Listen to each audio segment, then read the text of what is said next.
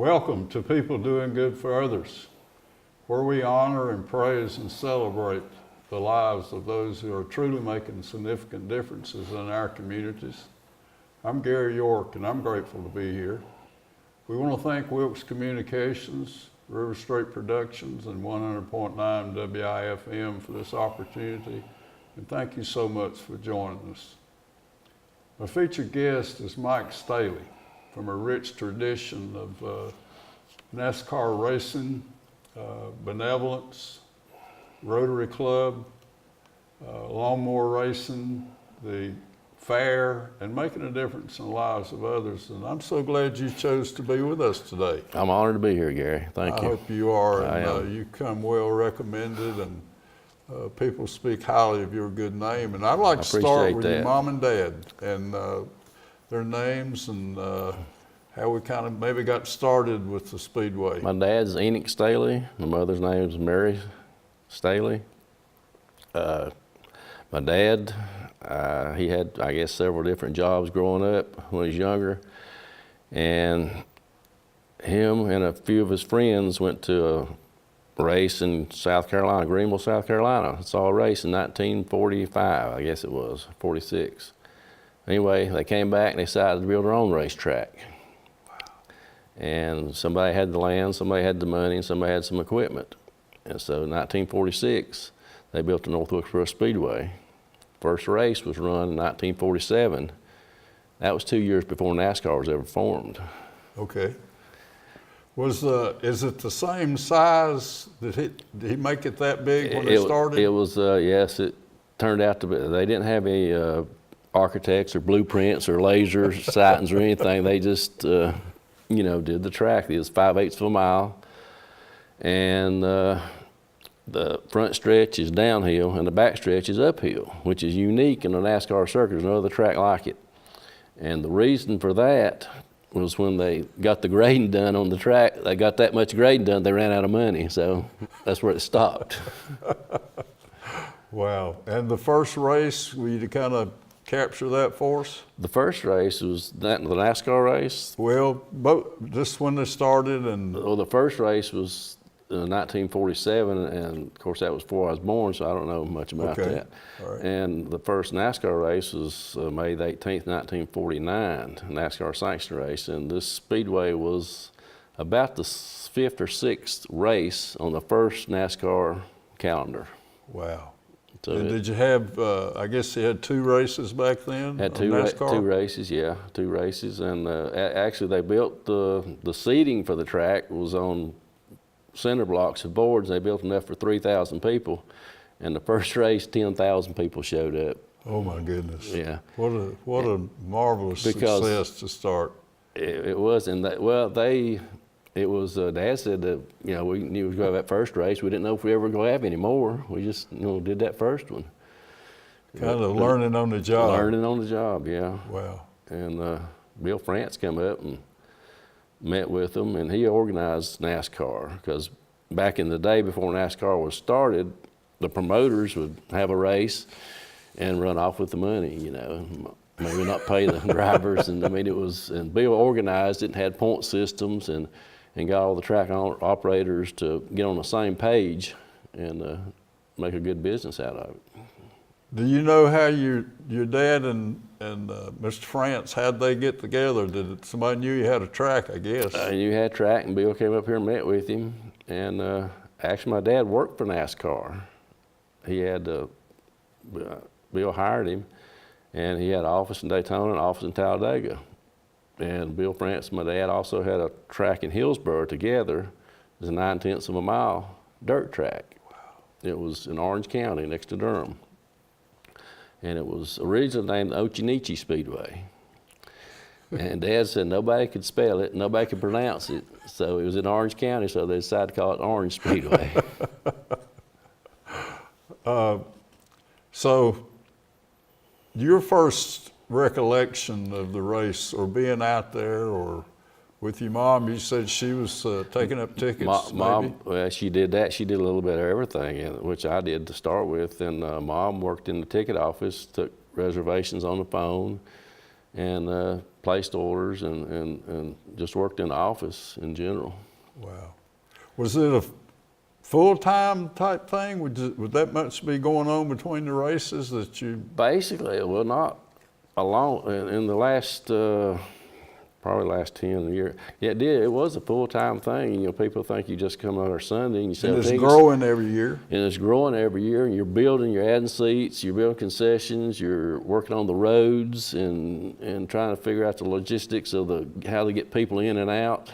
You said that was such a critical part of it was. Somebody. Was there a trooper that helped your dad, or? Eddie Dew was great with that. He was over the Highway Patrol at that time, and the Highway Patrol was just super. I mean, they helped us with the traffic control, but we hired a guy that was a superintendent for Indianapolis Motor Speedway. He retired, Clarence Cagle. He lived in Daytona Beach. Dad had a lot of friends because he had an office in Daytona, and Clarence came up and did the traffic control for us. He said the 2 keys are getting people in and getting them out. Wow. That's about, I'm reminded of going to Charlotte, just take all day to get in and out. Oh, yeah. Getting them out's the hard part because people come in at different times. Yeah. But when the race is over, they all leave at one time. So that's the problem there. Mike Staley, tell us about some of the jobs you did around the track and things you can remember, if you will. Oh gosh, a little bit of everything. Mostly worked in the ticket office. I sold tickets. I'd always work down there on Sunday when nobody else would work. You know, I mean, not the race date, but selling tickets, take reservations, and people coming in. Right. And I did that in the ticket office, and then I helped my dad. I had. When the Speedway got where they could afford me full time, is when I really went to work and had an office next to my dad's office, and I'd talk to sponsors and get things going for the track and the hospitality and the suites and just a little bit of everything, you know. Did we have fried chicken all the way through? Fried chicken and barbecue was especially fried chicken. My mother had a kitchen out there, and she fried chicken with the whole group of ladies, and they'd be. Now, these are volunteer or community from nonprofits, or? No, they were paid. Okay.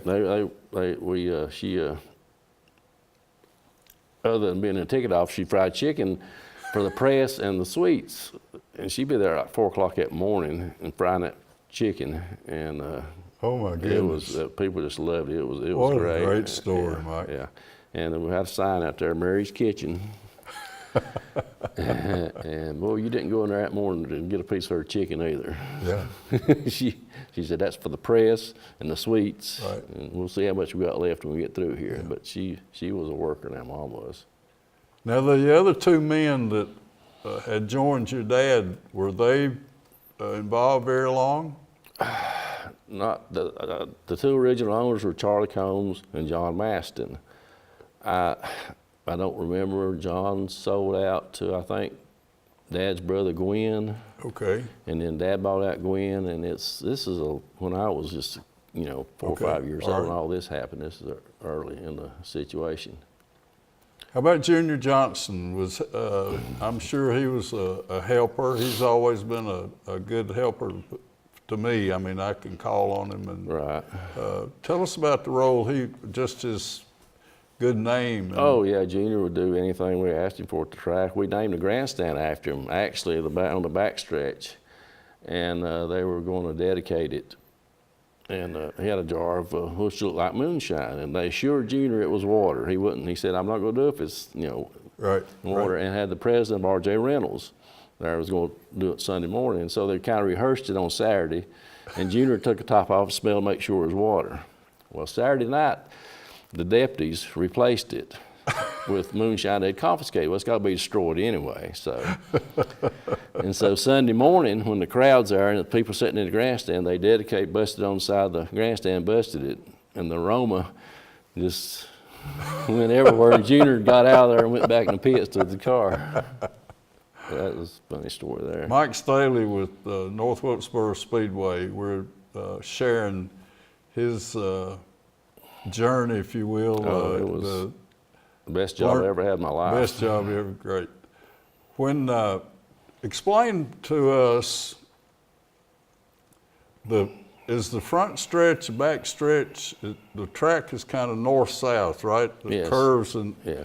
is the Wilkesboro side, is that the start-finish line, or is it on the east side? The start and finish line's on the west side. Okay, okay, and it's 5/8 of a mile. 5/8 mile, .625 as the media puts it out. Would you have to pave very often, or is it asphalt? It's asphalt. It was Did it start as banked dirt, asphalt. I guess? Started dirt. It was paved in 1958, so it was dirt from 1949 to 1957. Wow. My goodness. And the modifieds, we ran modifieds car there, and they would qualify at like 120 miles an hour around that track, average speed. Right. So it's until what they're going down the backstretch. It was. What about a NASCAR race? They run about 118, 119. Okay. Wow. Qualified. It's pretty fast, and always a good show. Did you have a lot of, or tell us about the nonprofits that maybe, was there a way for nonprofits to come in and make a little money for their clubs, or did they? Yeah, with the Rotary Club, we parked cars for us. Oh. That was their biggest fundraiser, and that was probably our biggest civic club. Actually, Dad built them a suite and fed them, and all the Rotary Club parked cars before the race, and then of course Dad gave them a donation to the club. Okay, great. I thought things worked like that, and I'm glad you could remember to tell us about the Rotary. Yeah, Rotary was a big part of it. So we raced from 47 to an opportunity came to sell, I guess. Well, tell us about. Not exactly an opportunity. It was almost like a hostile takeover, basically. It was we owned half the track. My family did. Okay. And the other half got sold. And so this was when they were expanding greatly and wanted to be in New York and Chicago and big towns and you know. Okay. And we were almost basically forced to sell. And Bill Jr. called me. He said, I might have you a couple of buyers. I said, I don't know. He said, if you don't take it, he said, I might not be able to help you on down the road.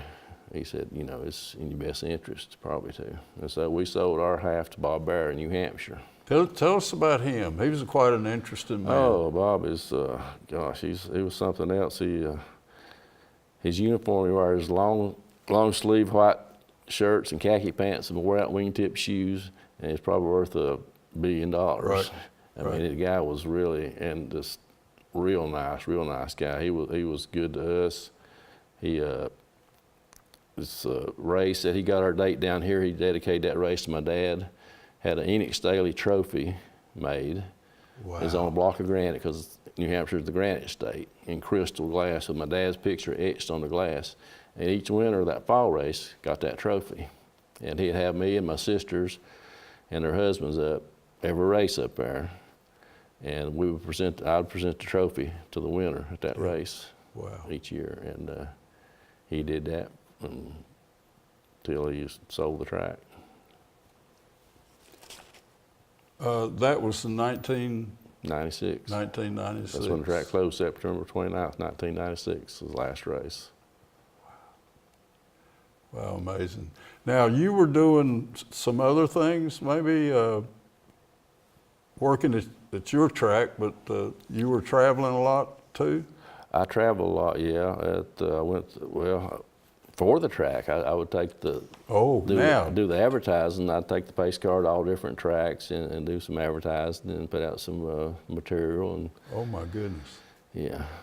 My dad used to talk about in the early days, after NASCAR grew and got so popular, all the reporters and photographers, everybody come in there and want to do a story. And Dad said, where were you 20 years ago when I need you? They had to pay for ads. Oh, yeah. And back when they first started, they had to pay for ads to put in paper for a race because, you know, people. So you had promotion was such a vital part of success. It was. Promotion was a vital part of it. And so you'd travel taking pace car with you and I drove the pace other car, races? A lot of different tracks, yeah. Wow. You sell North Wilkesboro Speedway, and about that time you met Joe McMillan. Yeah, well, I knew Joe for a long time, but Joe got me in Rotary that year. I guess it really helped me to get in Rotary. Joe McMillan got me in the Rotary Club in '95. That was the year my dad died. He died on May 22nd, 1995. And Joe got me in the club before the end of that year. Yeah. I got ahead of myself a little bit. know. Tell the Richard Petty story about the family that wanted you to do a special little thing. Okay, for we them. had a family from New York that had season tickets at our track. And the father of the family died. And they were Richard Petty fans. They had a room in their house that looked like Petty Museum. I mean, big Petty fans. And they wanted to know if they could spread his ashes on the track. Have Richard Petty spread them. So yeah, we agreed if Richard do it, it'd be fine with us. And so Richard, in his pace car before the caution flag, spread his ashes on the track. And I always thought, How about some guys that you really liked a lot? You got to know drivers and maybe even engine builders or just give us a little color about people that really made a difference in NASCAR that were just quality people. One of the older guys, Marvin Panch, when I was a kid, he would be there after the race or for qualifying or practice, and I'd be wandering down there in the pits, probably 10, 11 years old, and he would sit there and talk to me, and we'd sit he'd talk about racing, and I just, out of my eyes, I'm sitting here, Marvin Panch, it's really neat. And then later on, the newer drivers, Kurt Busch is one a lot of people don't like the Busch brothers because they're brash and talk a little junk, but Kurt Busch he was really sorry my dad died, and he was really into the history of racing. He believed in the foundation of where it came from. You need to remember the history of it and all like that. And he was a neat guy. My mother's favorite driver was Jeff Gordon. Well, Jeff was a nice guy because I presented him the trophy a few times, and he had breakfast with him a few times at the banquet in New York, and he was he was a real nice guy. He was real good. Rotary, the rich tradition, the most, you guys work harder and the ladies work harder at raising money to help those in need of any Rotary that I've ever known. Thank you. We appreciate that. And just tell us, when Joe came to you, just kind of go down that road a little bit. Well, Joe came to me. I joined Rotary, and we meet every Monday night. And at first, I had to learn what was going on in Rotary, and later on, they asked me if I would be over the fair, which Archie Nichols got me going with him. I remember Archie. Archie got me going to the fair, and I think he was trying to train me then, but I didn't realize it. But I went to the fair convention with him a few times, and they asked me after Archie died, asked me if I'd be over the fair, and I said, yeah, I'll take it.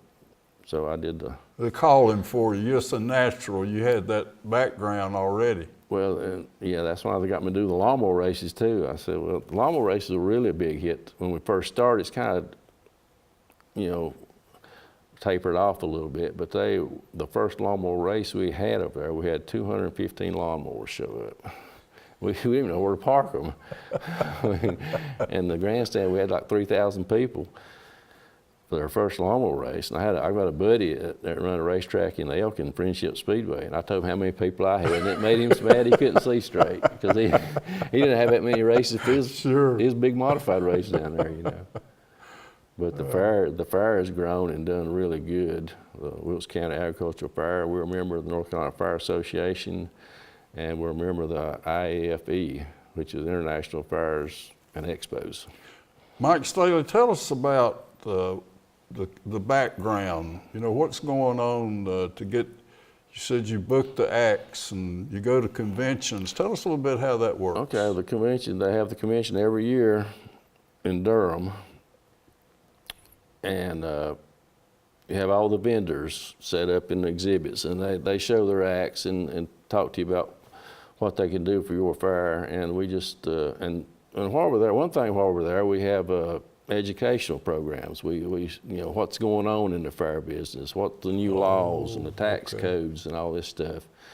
And we had a senator there last time. He gave us a speech on immigration and how much it means to the fair industry and how we need the immigrant.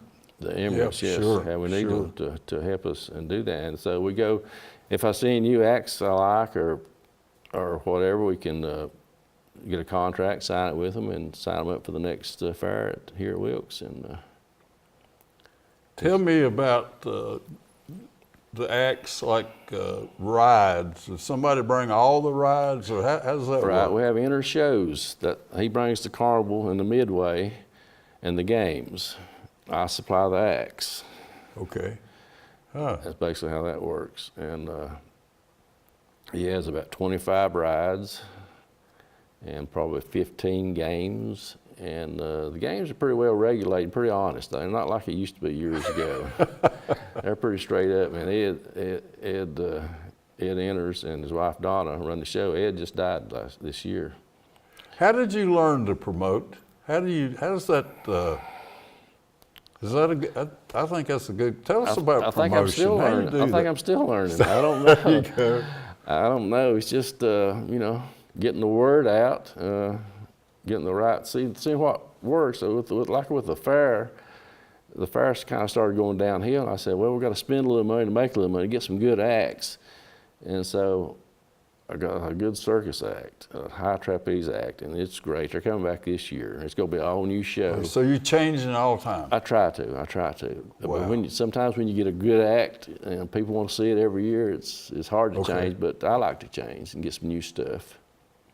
Now, at the local level, the county, I guess the FFA and the ladies groups. And, how do you meet with them before you? Oh, yeah. Or how do you know how that's going to work? The Wilkes extension agents. Extension agents. They do the exhibit hall where we bring in the goods. Yep.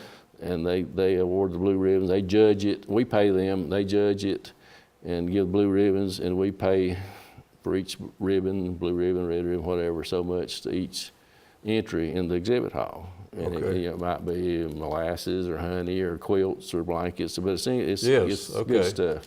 Crafts that they brought from home, or their groups, and then they're judging against other groups. Right. And then we have booths set up with the homemakers and like I say, FFA and different booths. How about animals? Do you have animals? We do. We have a petting zoo.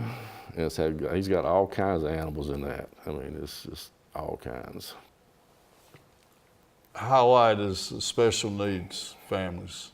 The special needs is we have opened the fair up on Wednesday, the week of the fair, for the special needs, and we work with the fair operators and the acts, and the fair operators let them ride the rides that they can ride during that period. They don't charge us anymore, charge anybody, and the acts do a special act for the special needs people. We have about 600. 600 special needs. This is kids adults and and children. And we feed them hamburgers, hot dogs, and drinks, and chips, and then they ride the rides and see the acts. And the first time I ever saw it, I said, that's one activity that the Rotary Club we don't have to send out a sign-up sheet for. We don't have to have anybody sign up beforehand because everybody shows up for that. Because it'll touch your heart if you ever see it. It'll make you appreciate what you have. Yeah.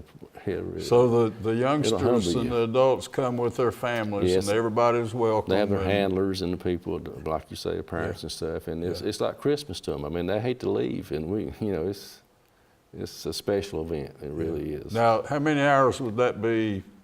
Say it's a day. It's just one day. One day. It's like from 10 a.m. to 3 p.m. probably. Okay. So we have your role with the Rotary is you're in charge of the fair.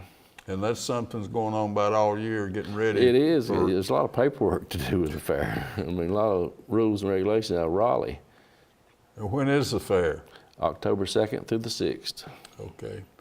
And the proceeds, you work with extension agents, so they have, is that involved in any of it? They're involved in setting up their arts and crafts and you know, paying out the ribbon money and stuff like that. All our money that we raise goes back in the community for projects. Yeah. I mean, it's just. And that's several thousands of dollars. Again, hats off to the Rotary. It's just the finest group of people that work. Y'all work now. It's a good group of guys and girls, that's for sure. Yeah. And you'll be at the Merle Fest in about 3 weeks. Well, that's a key fundraiser for you. Tell us what you're going to do out there. The Merle Fest tent, we sell the artist CDs and T-shirts. T-shirts have been has grown quite a bit. T-shirts and caps and things of that nature. Yeah. And we'll be there all 4 days in the Merle Fest tent. Yeah. And you meet every Monday night. Every Monday night. When is again, let's let everybody start looking forward to the fair. The fair is October 2nd through the 6th. That's Tuesday through Saturday. Tuesday through Friday, it opens up at 5 in the evening till closing. And Saturday, it opens from 1 o'clock till closing. Okay. After the Special Needs Day, is there a most popular thing at the fair usually, or people want to do a thing, or does it change in popularity as far as offerings from the fair people? I'm not sure. Would it be a bigger crowds at something, or people? That's the clown circus is the biggest draw. Okay. It's really they put on a good comedy show. They did a high wire act. They have riding motorcycles in a cage. Wow. And that's our biggest draw. Okay. And how about food? Oh, food. We got several food vendors coming now. Cotton candy, candy apples, nachos, cheese. Nonprofits they come with food? No, they're part with the carnival. Okay. That's in our contract with the carnival. Okay. They take care of all the concessions. Yep. So. Okay. So one other great story about Tom Cruise being at the racetrack. Tell us about Days of Thunder. The ladies in the office are still mad at me over that because Tom Cruise is at the track doing research on Days of Thunder movie. And he was on the top of a camper in the first and second turn, and they got word to me he was over there, and I need to go over there and talk to him and his people. And so I went over, and they wanted me to, at the end of the race, get him an escort to his helicopter so he could get out of there, And so I said, okay. So I went and got Dane Maston. Yeah. And I didn't tell anybody, And people kind of starting looking and, thought, no, that's not Tom Cruise, no.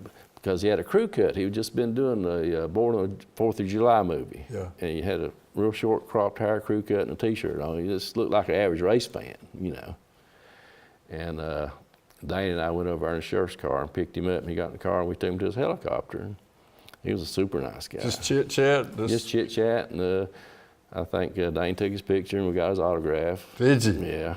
Wow. Yeah, and he's a pretty neat guy. A lot of highs with a lot of interesting experiences. And you're such an interesting storyteller, Mike Staley. You're just a natural at your memory of these vivid things that happened, and they're good things, they're just about life and how wonderful it can be. I got back to the office though, and all the girls, after I told them what happened, they wouldn't speak to me.